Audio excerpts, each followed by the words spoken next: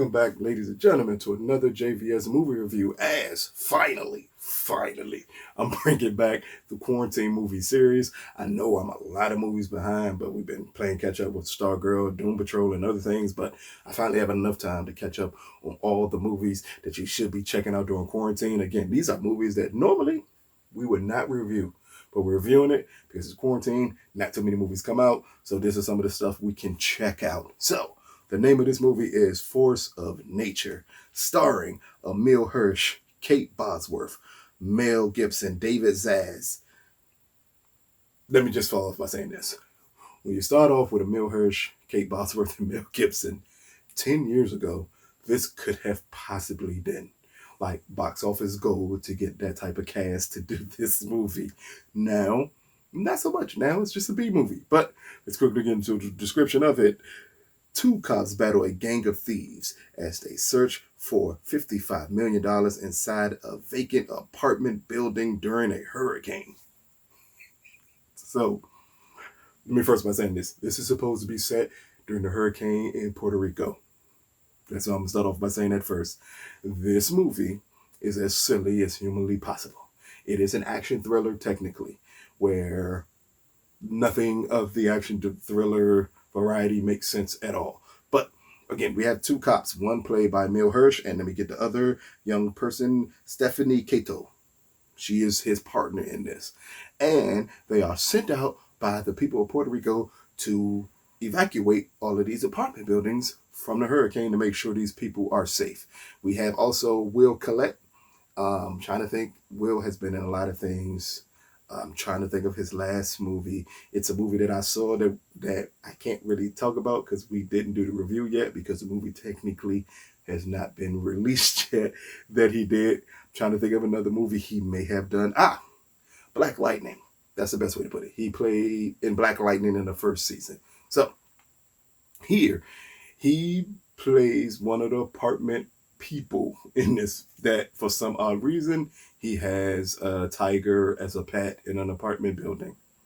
So all you need to know about how silly this movie is. But as the cops come to evacuate the apartment complex, David Zaz, I hope I'm saying his name right, he's the big villain in this movie. He comes there to attempt to steal $55 million in art.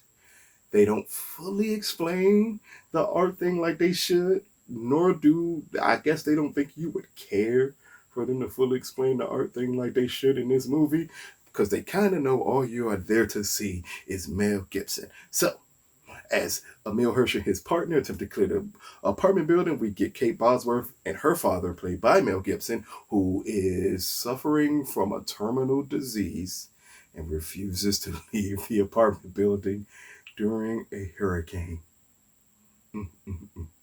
So as the armed squad comes in to attempt to steal the money, we get the action starts as we find out Mel Gibson's an ex-cop and Emile Hirsch is a cop.